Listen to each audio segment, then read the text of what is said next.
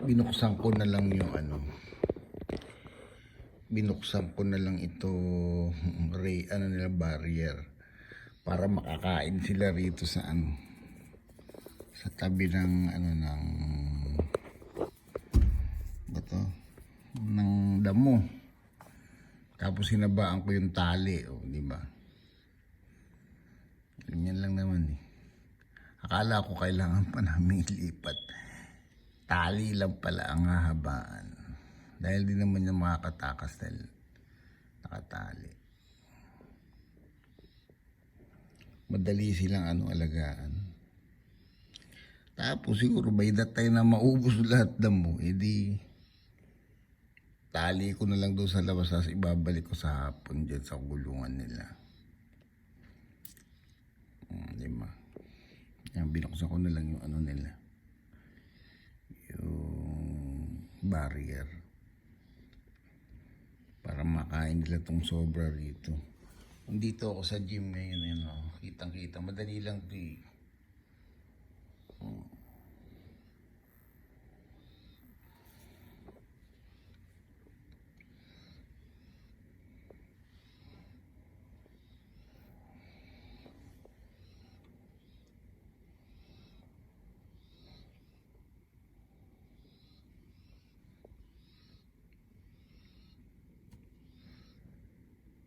Mamaya, ubos na yan.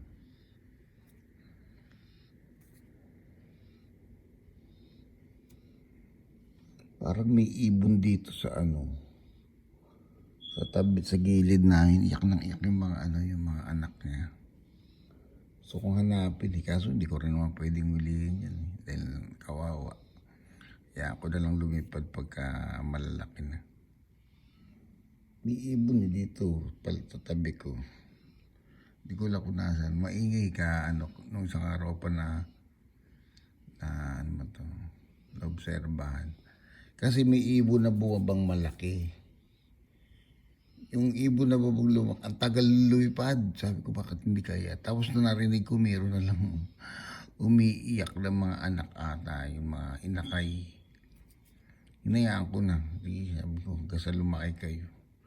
Hindi ko kayo kukunin kasi kalayaan nyo yan. Hindi naman kayo pwedeng alagaan dahil siyempre gusto nyo lumipad naka-free. Andito lang makasadami ng ibon dito para na rin ako may ibon eh. Diya ako na lang sila. Sa dami ng ibon dito. Yung nga lang gusto ko magkaroon talaga ng kahit parot o kaya yung galing talaga ng yung inakay. Palalakihin mo kasi yun ang madaling mapaa mo pag lumaki. Kahit pakawalan mo babalik sa'yo eh.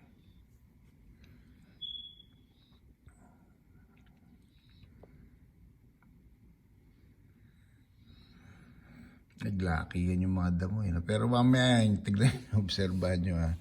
Mamaya ubos yan. Pangatlong araw pa lang ni Richie dyan yung tsaka tong tong alpaca. Ang ganda nung alpaca, biruin mo yun. Sa sobrang yaman mo, pinamigay mo na lang.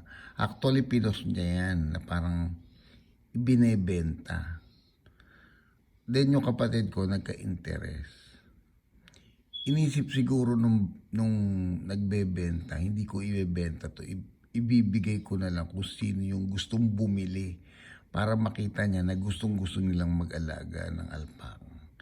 Nakita nila gustong-gusto ng kapatid ko mag-alpaca. Binigay, sabi, bibigay na lang namin. Kasi sabi ng kapatid ko, hindi ko kagad, babayaran ko yan pero hindi ko kagad makukuha. Kasi Sabado pa ako available. Yun Tuesday ata. Sabi, hindi, wag na. Ihahatid na namin dyan. 3 hours yung binahin nung nagbigay ng alpaca. 3 hours yun. Kaya pala yung pasasalamat namin, grabe. Pero binigay na lang niya, hinatid pa niya. Diba? Siguro diniscern lang nung mayaman na yun na tignan ko kung sinong interesadong kukuha nito. Yun. Nakita niya siguro yung kapatid ko. At saka yun, mag-aalaga ako eh. Prinobide din talaga ni Lord. Sabi niya, dito mo dalhin yan. Sa kanya mo dalhin niya na mag-alaga, di ba? Ba't kaya niyang alpakang yan?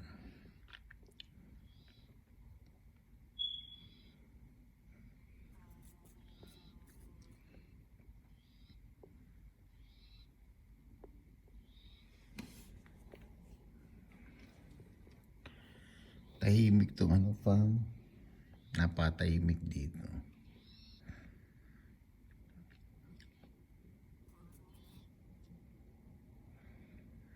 Wala ka maririnig. Ang maingay lang ditong naririnig ko yung makina dyan sa kabila pag nagdidilig. Yun lang. Kasi ano yung iba-iba kasi ang tanim dito. Pag yung first ang tanim mo, didiligan mo talaga yan ng ano. Kasi kaya mayroong distansya yung bawat tanim.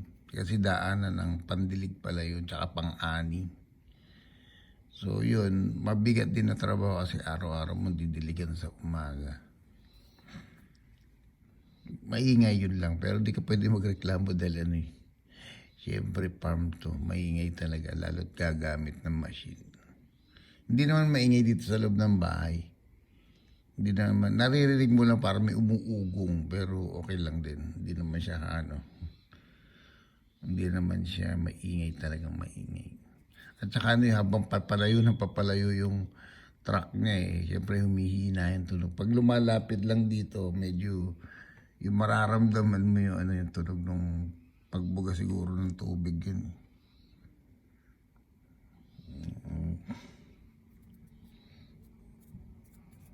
Limitado lang siya, nakatali lang kasi yan Kahapon kasi nung binuksan ko, pinupuntahan niya yung emu, itong kabayo. Iba ka mamaya kagat yung ulo. Inilayo ko. Ngayon ang ginawa ko, binuksan ko itong kabila. O di may harang na siya.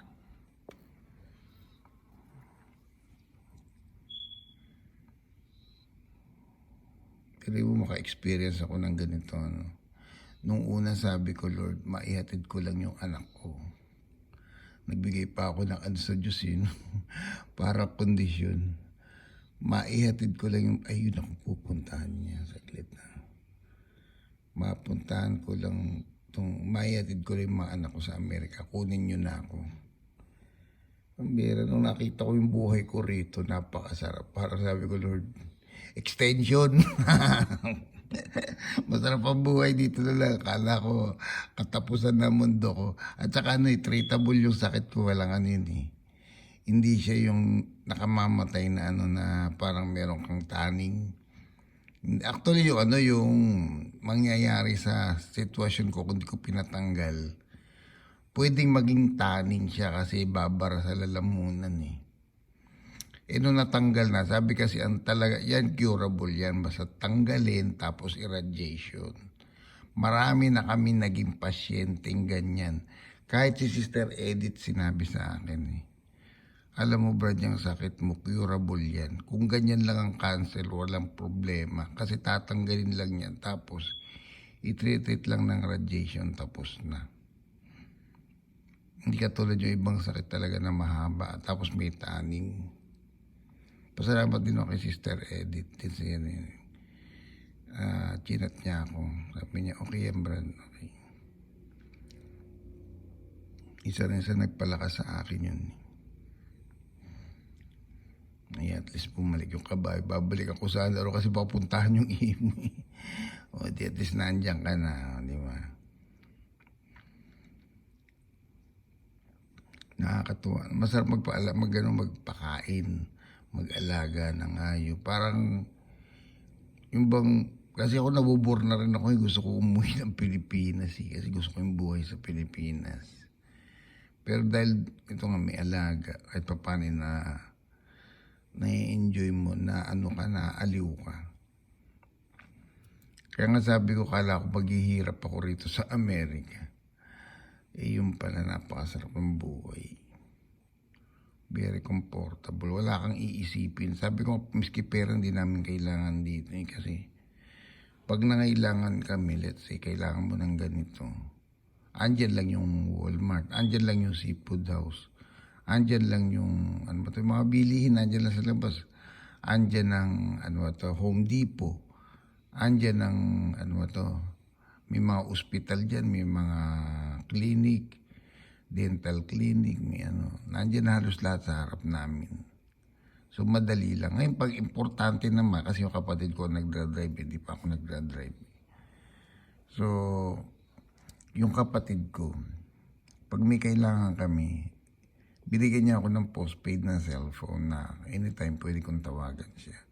Pag may kailangan kami, sasabihin ko lang sa kanya, wala pang isang oras nandiyan na sa harap ko yung kailangan. So, hindi ko naramdaman yung pangangailangan dito kasi yan eh. Lahat ng gusto mo nandiyan ka agad eh. Magugulat ka na nga lang, may delivery, hindi pala sa'yo. Sa'yo pala, para pala sa'yo. Kasi maraming delivery rito halos araw-araw. Na alam ko, in-order nung kapatid ko. Yun nga lang, sabi niya, basta buksan mo lahat, malaman ko kung ano yun para ma-monitor ko kung may na-deliver o wala. Minsan pagka nagugulat na lang ako, parang Christmas eh. Pagbukas mo iyo pala, di tuntuhan naman ako. Katulad ng GoPro. Marami nang binili sa akin, hindi ko lang ginagamit eh. Sa sobrang, ano ba to? Sa sobrang, dahil mga bago, hindi ko mabuksan dahil parang disip ko baka maano kagad. Pero actually, kailangan ko nang gamitin. Pero mga sarado pa yan, miski yung GoPro nakasarap eh. Yung GoPro, yung may mic pa siyang binili para sa akin. Meron pa siya yung para sa cellphone para hindi magulo. Kahapon nagkamali nga ako. Akala ko nakatingin kasi ako doon kung saan.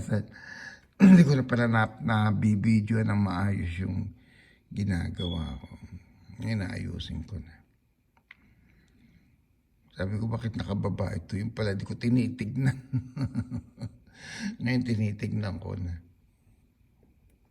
Sorry na lang kahapon kasi yung si Olswell naglalagay ng mga bricks. Hindi, akala ko kasi nakapokus eh. Pala wala na. Maaraw kasi. Siyempre pagka ganyan maaraw, akala mo nakapokus, yung pala nakababa na. So yun. Ngayon ako, salamat din ako lalabas. May utak din tumaanong to, hayop na to eh. Alam din nila kung ano eh, kung alam nilang kaya nilang abutin o hindi. Pag di nila kaya abutin, babalik yan. Kasi nakakatakot kasi, baka puntahan yung imo. Hindi naman siguro dahil meron kulungan. Kulungan na yun na nilagyan pa ng kulungan sa loob. Ang point ko baka kasi mamaya, hindi natin alam, baka mamaya makagat niya eh. Hindi ko rin alam kung magiging attitude niya sa kapwa niya, dun sa imo. Pero itong dalawa, di naman nag-aaway. Itong alpaca tsaka kabayo. Bibili kami ng mini cow. So, magiging kumpleto na to. Yung kasing isang, baka. Actually, yun ang una namin binili. Parang napikian kami dun eh. Dahil parang ni-reject lang yun sa sa farm eh. Na ginawa nilang, sabi nila mini cow. Hindi mini cow yun, na-reject yun. Kasi may mga reject talaga sa mga farming eh. Meron lalabas na bansot, may lalabas na Ngayon gusto niya kaya binalik na lang namin. Yun nga lang, magastos pag binalik mo. Thank you.